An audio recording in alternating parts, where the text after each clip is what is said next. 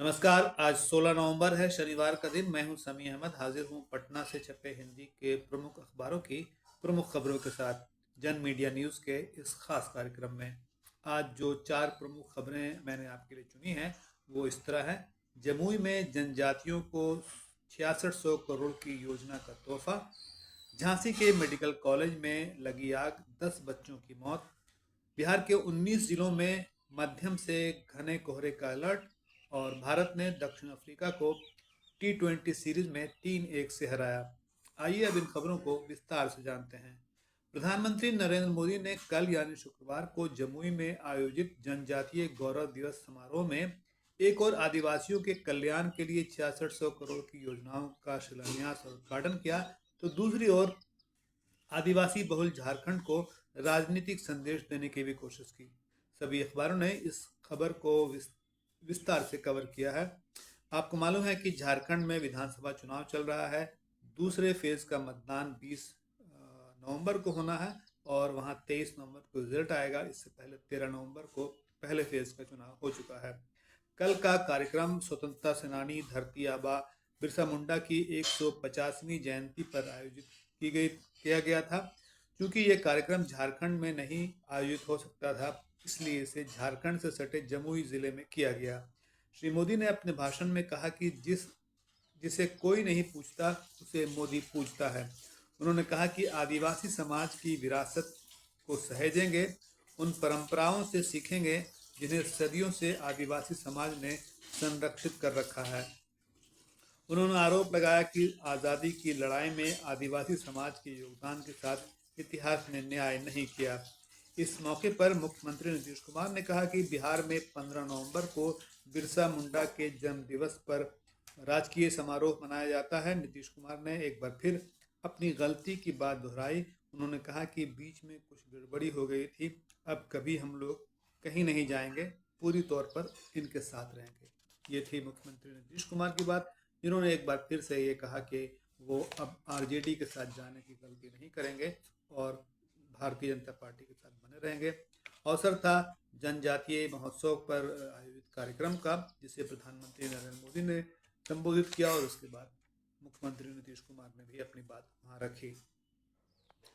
उत्तर प्रदेश के शहर झांसी के महारानी लक्ष्मीबाई मेडिकल कॉलेज में बाल रोग विभाग के वार्ड में शुक्रवार रात भीषण आग लग गई, जिसमें 10 नवजात बच्चों की मौत हो गई।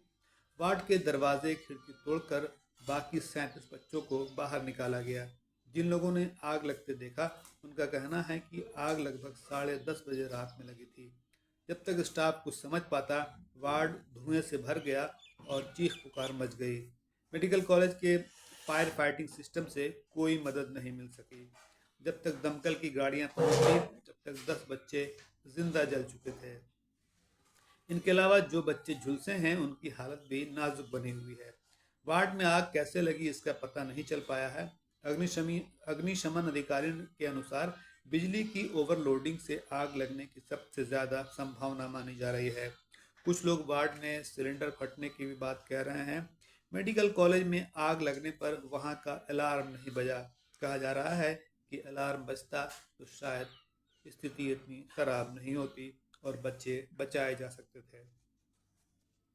बिहार के मौसम में बदलाव आ रहा है, सर्दी शुरू हो गई है और कोहरा भी छा रहा है। मौसम विभाग के अनुसार 21 जिलों में या 19 जिलों में मध्यम से गहरा घना कोहरा छा सकता है और अभी छा भी रहा है। 12 जिलों में बहुत गहरे घने कोहरे को लेकर मौसम विभाग ने पहली बार ऑरेंज अलर्ट जारी किया है, जो कि शुरुआती अलर्ट होता है।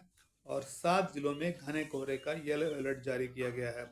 बाकी जिलों में हल्का कोहरा छाया हुआ है। इस बीच शुक्रवार को पछुआ की रफ्तार बढ़ने से अधिकतम और न्यूनतम तापमान में गिरावट आई। इस कारण सुबह और शाम के समय लोगों को हल्की ठंड का एहसास होने लगा। राज्य में सबसे कम तापमान बांका में 14.5 डिग्री सेल्सियस रिकॉर्ड किया गया। तो ये थी मौसम की खबर।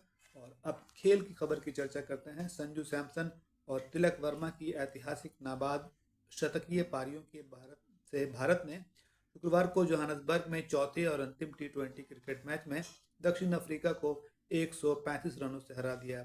इस जीत के साथ भारत ने 4 मैचों की सीरीज 3-1 से जीत ली। भारत ने पहले खेलते हुए 20 ओवरों में 1 विकेट पर 283 रन बनाए। संजू सैमसन ने महज 56 गेंदों में 9 छक्कों और 6 चौकों की मदद से 109 रन बनाए। तिलक वर्मा ने भी धुआंधार पारी में 47 गेंदों में 10 छक्कों और 9 चौकों की मदद से 120 रन बनाए। जवाब में दक्षिण अफ्रीका की पूरी टीम 18.2 ओवरों में 148 रनों पर ढेर हो गई। अर्शदीप सिंह ने 3 विकेट लिए। तो ये थी खेल की खबर। और अब अन्य खबरों की चर्चा करते हैं। प्रधानमंत्री नरेंद्र मोदी के विमान में तकनीकी खराबी के कारण उन्हें शुक्रवार को करीब 3 घंटे तक देवघर एयरपोर्ट पर रुकना पड़ा। उनके लिए दिल्ली से भारतीय वायुसेना का दूसरा विमान आया, तब वो दिल्ली लौट सके। गोड्डा में चुनावी सभा के बाद नेता प्रतिपक्ष राहुल गांधी को करीब 1.25 घंटे तक हेलीकॉप्टर में बैठकर उड़ान का इंतजार करना पड़ा और इसकी वजह बनी जमुई में प्रधानमंत्री के विमान के कारण जो नो फ्लाइंग जोन बना था, इसलिए वहां उस समय वो नहीं उड़ सकते थे। और बताया गया कि जो एयर ट्रैफिक कंट्रोल है उसने इसकी अनुमति नहीं दी। हालांकि कांग्रेस ने इसकी शिकायत चुनाव आयोग से की है कि राहुल गांधी को जानबूझकर हेलीकॉप्टर में बैठाया गया और उन्हें उड़ान भरने नहीं दिया गया। राहुल गांधी ने गोड्डा और बोकारो की चुनावी सभा में कहा कि भारतीय जनता पार्टी जाति और धर्म में बांटकर लोगों को लड़ाना चाहती है। उन्होंने मुख्यमंत्री हेमंत सोरेन को जेल भेजे जाने का भी जिक्र किया और कहा कि केंद्र सरकार ने आदिवासी मुख्यमंत्री को जेल भेजा और ये आदिवासियों का अपमान है। ये थी राहुल गांधी के चुनावी सभा की खबर। बीपीएससी ने शुक्रवार को तृतीय अध्यापक नियुक्ति परीक्षा के प्राथमिक और मध्य विद्यालयों में रिक्त पदों के लिए रिजल्ट जारी कर दिया। 38,900 लोगों को सफल बताया गया, जबकि रिक्तियां जो है करीब 44,000 थी और इस तरह से कोई 6,000 सीट अभी भी खाली रह गई। सिवान में जहरीली शराब पीने से तस्कर समेत 2 लोगों की मौत हो गई।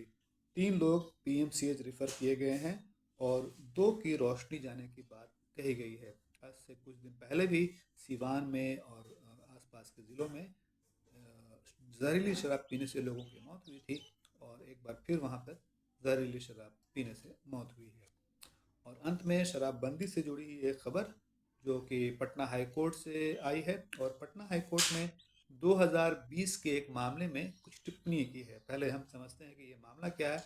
मामला ये है कि एक एएसआई को निलंबित कर दिया गया था और उन्हें डिमोट भी किया गया था। उसकी वजह ये बताई गई कि उनके क्षेत्र में शराब पकड़ी गई थी। तो विभागीय जांच हुई और विभागीय जांच में उन्हें दोषी पाया गया। हालांकि एएसआई का कहना था कि उनको ये कैसे पता चलेगा कि किस घर में शराब रखी हुई है। तो इसकी सुनवाई हुई और हाई कोर्ट ने विभागीय जांच को महज खानापुरी माना और कहा कि ये औपचारिकता निभाई गई, इसमें सही से जांच नहीं हुई है और उस जांच को रद्द करते हुए उनका डिमोशन भी रद्द कर दिया और उनके निलंबन को भी वापस कर दिया।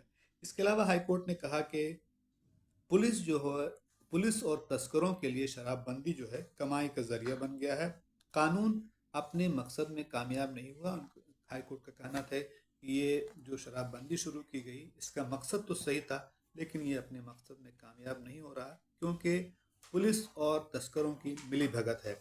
इससे पहले भी इस शराब नीति की आलोचना दूसरे लोग कर चुके हैं शराबबंदी की और कई लोगों का ये भी मानना है कि शराबबंदी के कारण ही जहरीली शराब से लोगों की मौत हो रही है, क्योंकि शराब जो है महंगी हो गई बिहार में और लोग सस्ती शराब पीने के चक्कर में अपनी जान गंवा रहे हैं। दूसरी ओर मुख्यमंत्री नीतीश कुमार का कहना है कि महिलाओं से शराबबंदी की मांग आई थी और महिलाओं ने इसे काफ़ी पसंद किया है और कई लोग कहते हैं कि शराबबंदी की वजह से बिहार में घरेलू हिंसा में कमी आई है और महिलाओं ने इससे राहत की सांस ली है। तो ये थी आज के अखबारों की अहम खबरें। अगले दिन के अखबारों की प्रमुख खबरों के साथ आपसे फिर मुलाकात होगी और इजाज़त लेने से पहले एक गुजारिश करूँगा कि अगर आपको ये कार्यक्रम जो 10 मिनट का होता है उसे अगर आपको पसंद आए कार्यक्रम तो आप इसे दूसरों के साथ साझा करें और अगर अब तक आपने जन मीडिया न्यूज़ चैनल को सब्सक्राइब नहीं किया तो इसे अवश्य सब्सक्राइब कर लें। तो अब दीजिए इजाज़त। शुक्रिया।